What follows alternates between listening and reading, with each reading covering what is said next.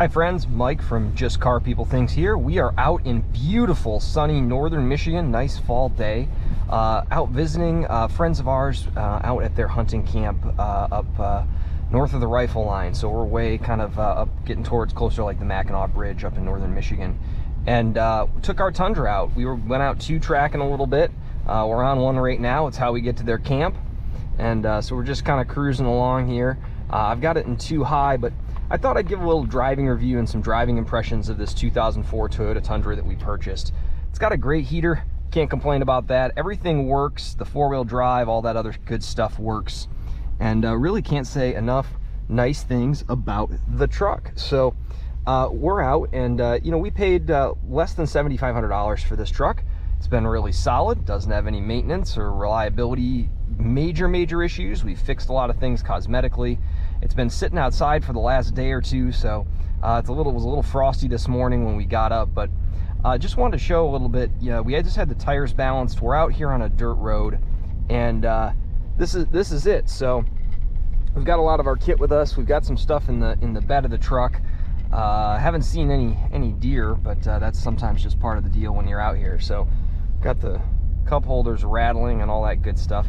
But this is it, you know, very comfortable, 20-30 miles an hour on a dirt road, not the most maintained or smooth paved pleasant surface, but you can get rolling along pretty good here, and we probably will. So the weather's been good. We've had a nice sunny day, and it's just been a really nice kind of fun time. We've had the Tundra for about 3 weeks now, 4 weeks, and this is our first really long trip with it. We're about 3 hours from home. Made the ride up here with no issues. Did pretty well on fuel. Was getting about 16-17 miles a gallon on the way up here. I think the bed topper helps a bit. It's been on highway tires. It's got a set of I think Sumitomo highway tire truck tires on it, and it seems to roll right along pretty nicely, and really haven't had any issues at all. So comfortable, big inside. This is the access cab. So the access cab. They also make a crew cab, which is a 4-door, you know, true 4-door. This is the suicide rear doors for the access cab. So find these to be a little bit more common. The double cab, the crew cab models that have 4, you know, traditionally side opening doors, those tend to be a little bit different. So a little bit less common. And you know, all that to say, this has been a really fun vehicle to own and to buy and to work on, and you can't beat the practicality of it. And I'll straight say, now that I have a pickup truck, I don't know if I'll ever not have a pickup truck. I know that'll probably drive my spouse crazy and everything else, but the handy factor of having this is great.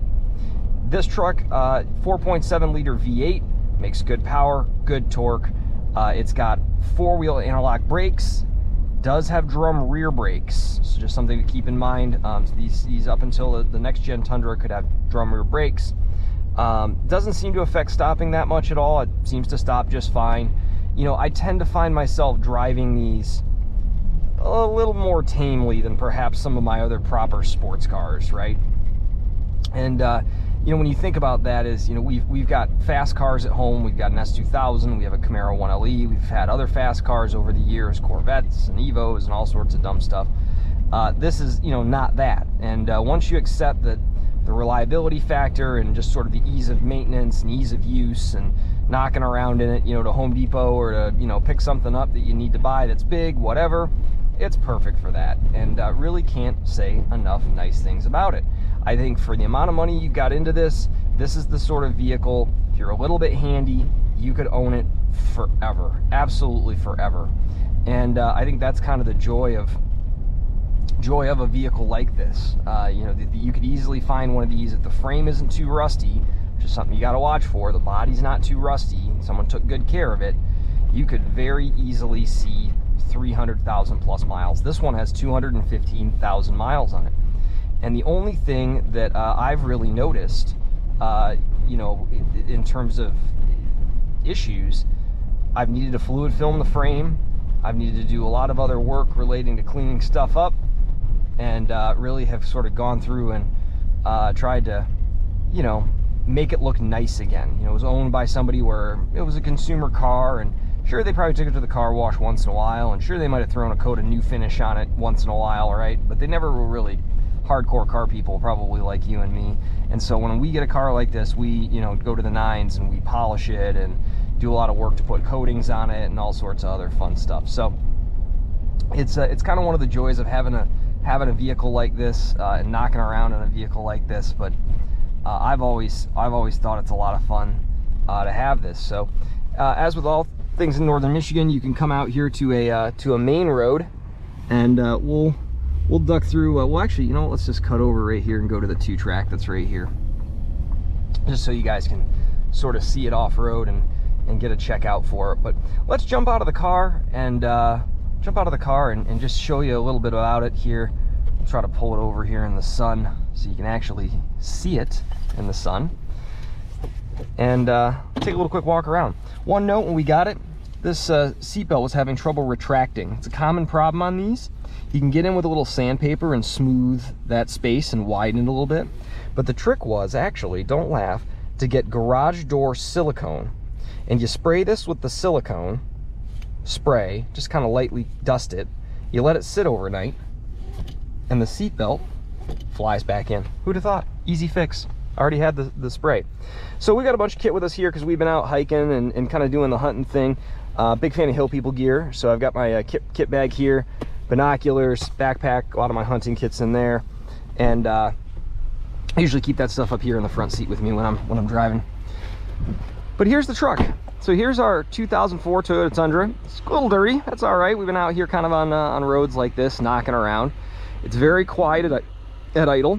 It's got a little belt squeak sometimes when it's cold. Big deduct, a dumpster rolled into it. One right there, one right here. Something we're potentially looking at getting PDR'd to get that fixed. And did the Cerakote trim coat on all the plastics. Turned out phenomenal. Plastics look absolutely great. Like, just they're freshly, you know, I hate to say Armor All, but kind of Armor All'd. Walking around the truck, 2 of my center caps broke when I rotated the tires. They were old. I ordered new ones. 32 bucks for 4. Can't complain. We learned this side of the car probably sat in the sun, and you can see that this is pretty weathered. The roof has some sunburn on it with the clear coat. I think these 2 wheels, the plastic center caps, also sat in the sun. They kept getting heat cycled. The tabs on them were flimsy. It's got a few door dings. Needs a little love here.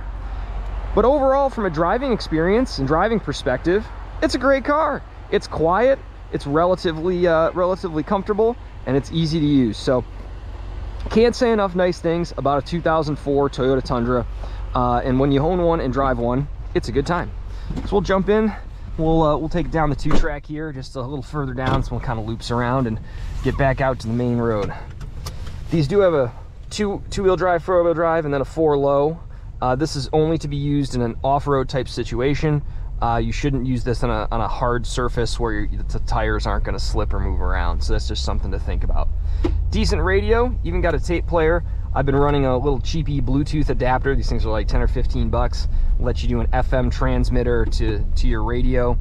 Then you got your phone, and you can, you know, run whatever you want off your phone. I'm actually just charging my phone sitting here right now because we were at a cabin and we don't have power all the time at the cabin. We only have it when the generator's running. So that's a lot of fun. But just from a driving impression standpoint, turns well, stops well, doesn't really have any handling vices. It is a little lighter in the tail because it's a pickup truck.